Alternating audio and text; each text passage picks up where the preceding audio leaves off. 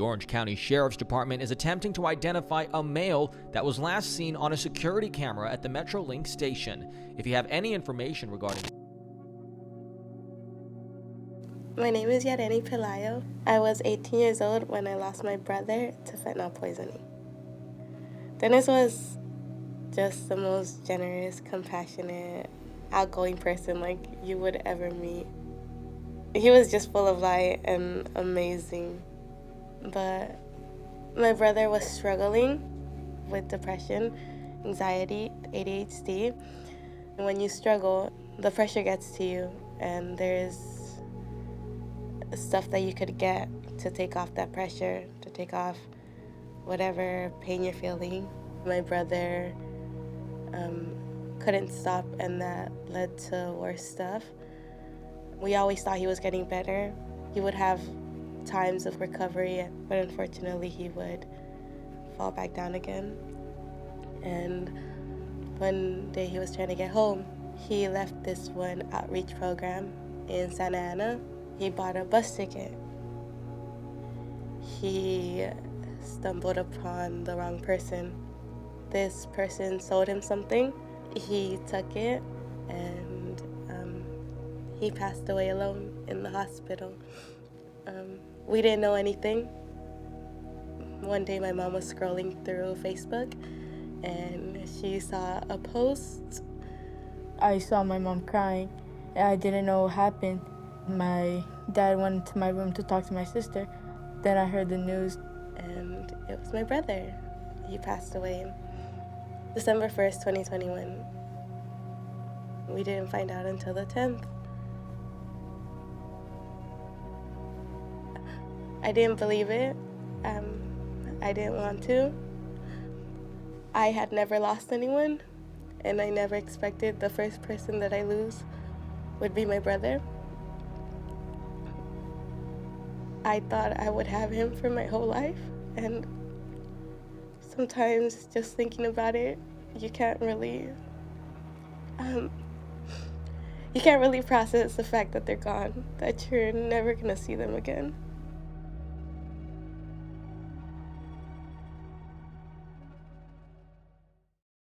22-year-old Sierra Gilliam died of an accidental fentanyl overdose. She died after taking a pill she thought was Xanax, but turned out to be laced with fentanyl.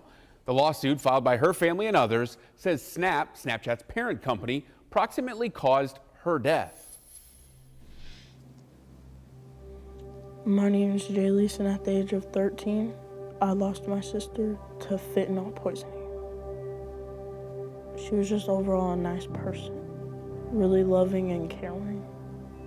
She did take Xanax for her anxiety and depression and for her to go to sleep. She bought it off of Snapchat. Her family says she developed a compulsion to engage with Snapchat at all hours, and she began purchasing Xanax through Snapchat to help her sleep. From one of her friends. He didn't specify what was in it. He just sold her his Xanax. They say Snapchat's features facilitate illegal and deadly drug sales of counterfeit pills. We were trying to reach out to Sierra. We couldn't get her on the phone. We thought maybe she had went out with a couple of friends until my grandma and grandpa decided to go to her house and knock on the door. They knocked, no response. So they went over to her bedroom window. They climbed through the window and saw Sierra on the floor, her face in her laundry.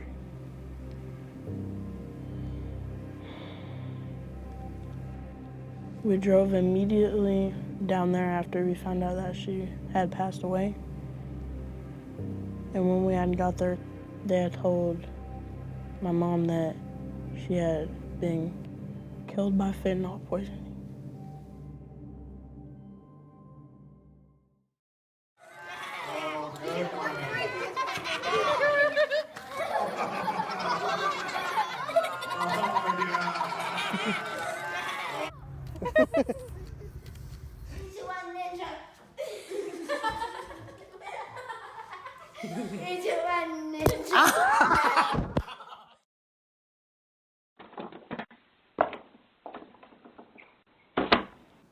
Hi, my name is Ida Neville. At 12 years old, I lost my brother Alexander to fentanyl poisoning. Alex was a very intelligent person, and he loved to learn new things. He also was suffering mentally and emotionally. He had not too long before been diagnosed with ADD, and he needed something to help him calm down. When Alex was experimenting with pills, what he thought was oxycodone, he went and learned all about oxycodone and how much he should be taking as if it was the pharmaceutical prescription oxycodone. That night when he went in his room to go to bed, he took one pill and then he didn't even make it in bed. My mom found him the next morning on his beanbag. One thing I do remember is in the middle of the night, I woke up to go to the bathroom and my room was right next to his, so I passed it. Walking by, I heard this very labored breathing, and I was really concerned, so I wanted to go check on him to see if he was all right, but I was worried that he would be awake and fine, and he'd yell at me for going in his room, so I just went back to sleep. That breathing, that was the fentanyl taking effect on his body, and so what I heard was him dying.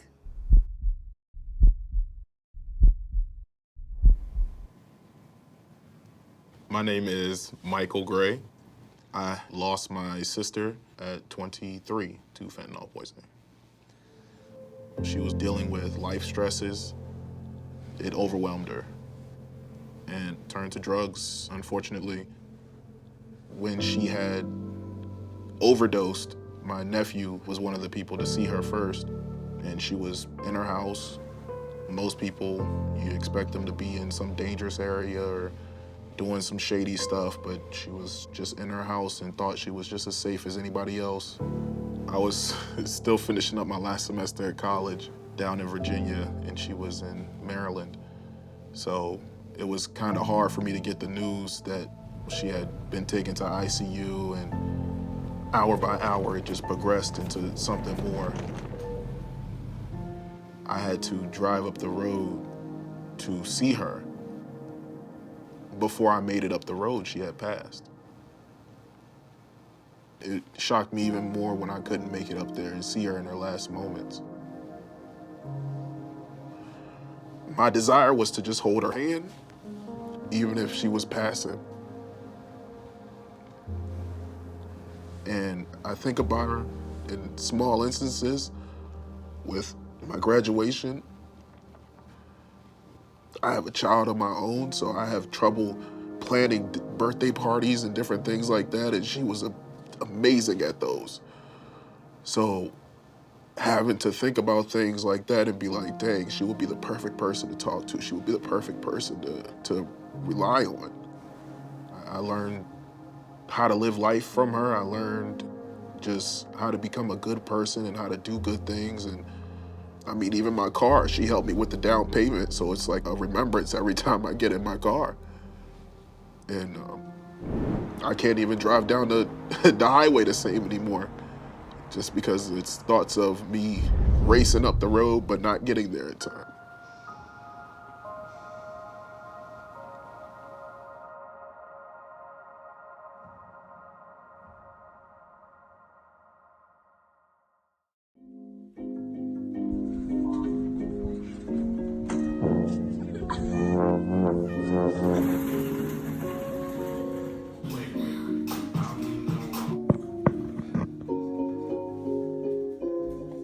Aida, come here.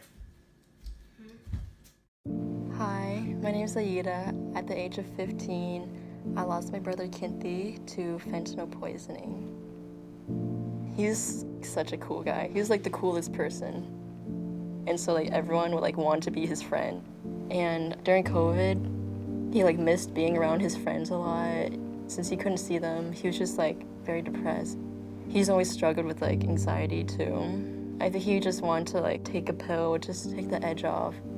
I think also he was afraid to ask our mom if he could get prescribed Xanax from an actual doctor, so he got it from the streets, just like some random person he doesn't know. He never took pills before, but he got it from Snapchat, and he thought it was Xanax. I was living in South Carolina when it happened. He was living in California, and he was living alone at the time.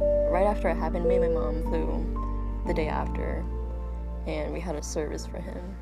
When my mom told me the news, everything else in my life like didn't matter.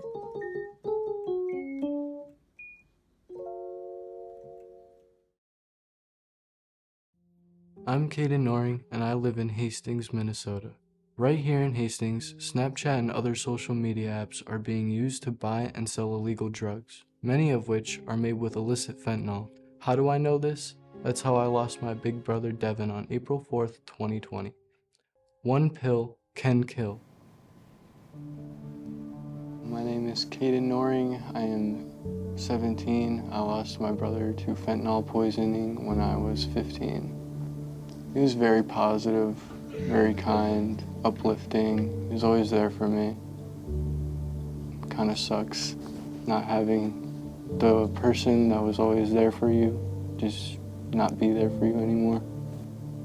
It's very easy to get your hands on illicit drugs and experiment with them. He got sold a fake pill. It was made out of fentanyl. He was just trying to get a Percocet to take away the pain that he was having with his wisdom teeth. The night before, he was snoring really loudly, and it was something that's not normal for my brother to do. I was kind of confused. I even questioned his friend about it. He was like, "Oh no, it's okay." You know, he just kind of brushed it off. I figured like I could trust this guy. He's been in my house hundreds of times over. The next day, I went to go wake up my brother, and when I went to go open the door, I was already confused because usually my brother answers the door. He'll just come and unlock it and open it. So when I had to get a credit card and unlock his door, I already knew something was wrong. His friend was not there. He was gone, and that's when I found him. My life will never be the same ever again. It really won't.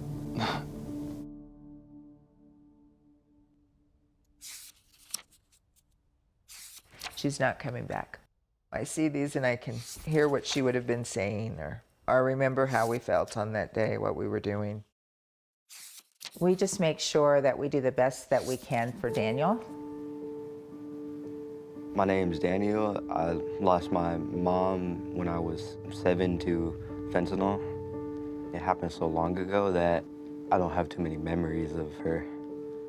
Before she passed, I was still barely with her.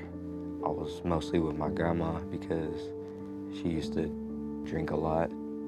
I was at my grandma's with my dad, and my other grandparents came and they told me that it happened. I didn't know how to react to it because that was like the first person I can actually remember dying. It was just her and her boyfriend, and then he ran and got it at a Burger King, and they came back and they split one pill. 911, this is Mary. What's the address of your emergency? I don't know. I'm at my friend's house, and I came over here to see, check on this lady, and I think she's dead. They thought it was like a painkiller. Okay, do you know how old she is? She's around 30-something years old. Okay, are you right by her now? Yeah, we're doing CPR. You're doing CPR? Okay. Female, approximately 30 years of age, unconscious, not breathing. CPR is in progress. Quicker response, non-person in and out. But they split a fentanyl pill. Hello, are you there? Yeah, we're here. Yeah. Do you have help there with you? Yeah, they're here. It killed her. They got there on time to get the Narcan to get him up, and not too long after that, he killed himself because of suicide, because he thought it was his fault.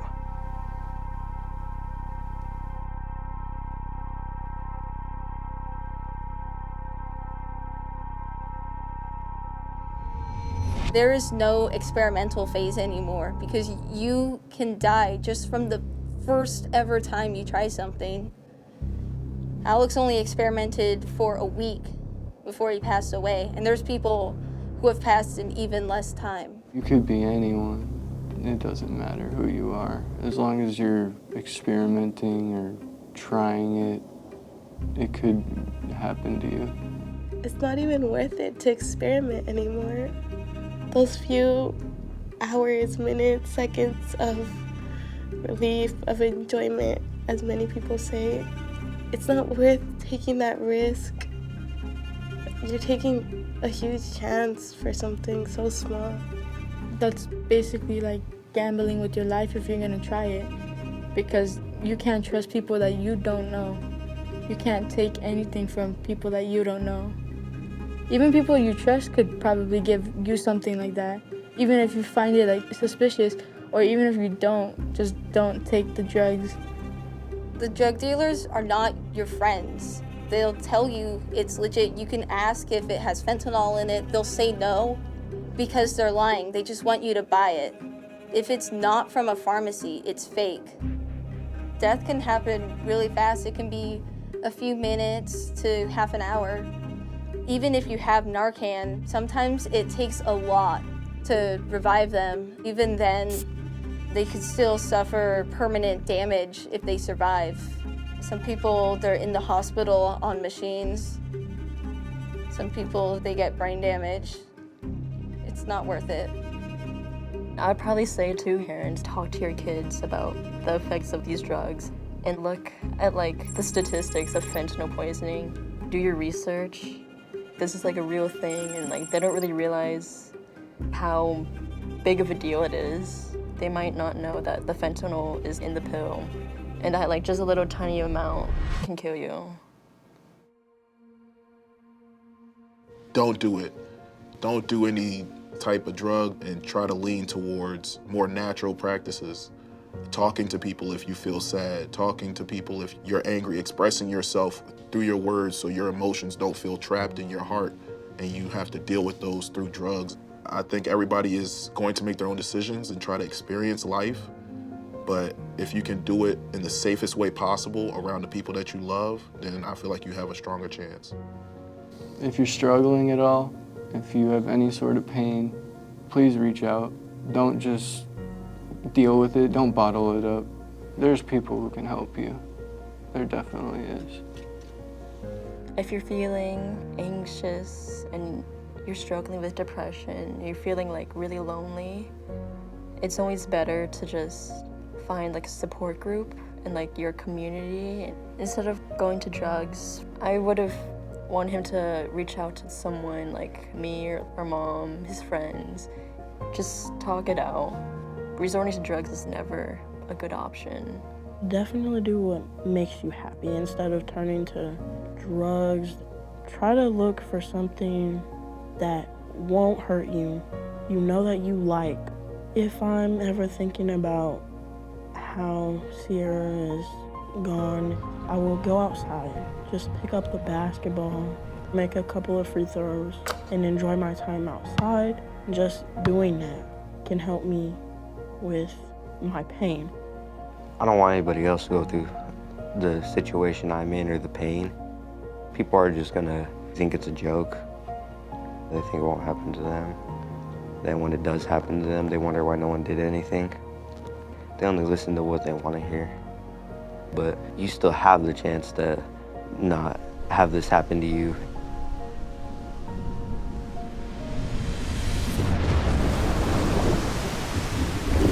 My parents tried to stop it. Alex was a very curious kid, was interested in oxycodone. It was on Snapchat that he set up a deal to get pills.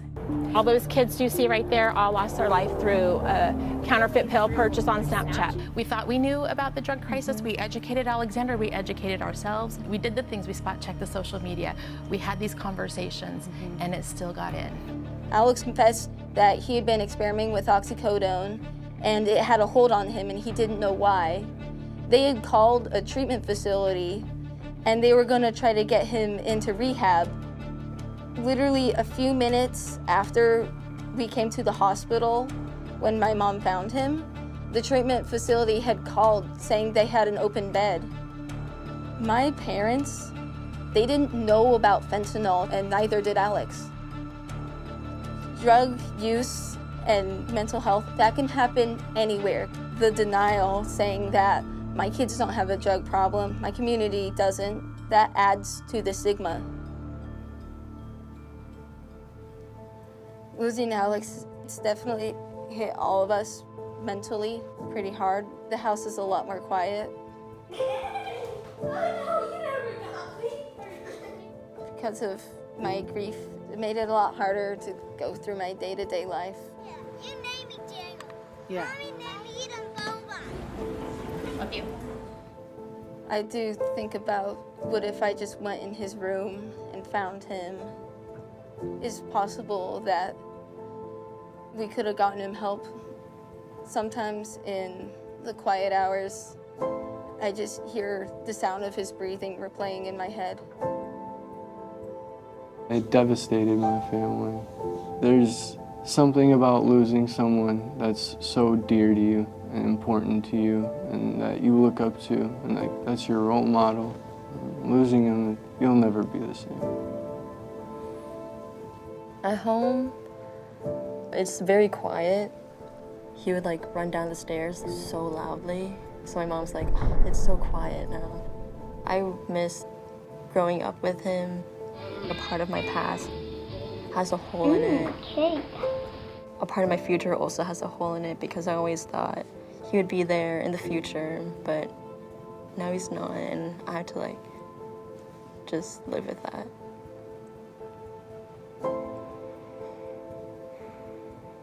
As far as my father,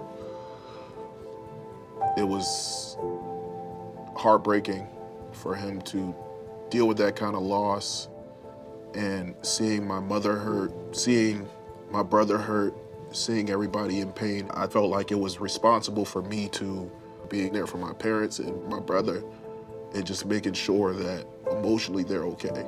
Because physically, anybody can appear okay. Anybody can just go about their day like nothing's going on, but be dealing with demons all the time. I think it's important to not only have a shoulder to lean on, but give a shoulder. You just grow up with someone and you think you're gonna have them for your whole life. And a little pill just takes them away and you lose everything. You lose your sense of direction. Your mom is never the same after. It's like a part of her went with him. It's a horrible feeling because you're never gonna have your brother back. You're never gonna have who your mom used to be.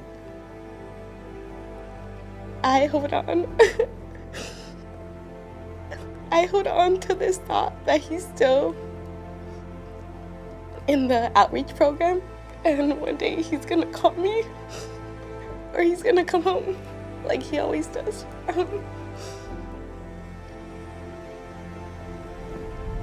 And he's not coming home. Where am I going? From here I don't know. I need direction. Show me where to go. Gotta get back where I started. Without you all I see is darkness. And you're not to blame for these hardships. I'm coming back home to your heart, yeah. I'm coming back home to your heart. I'm coming back home to your heart. I'm coming back home to your heart. I'm coming back home where I started.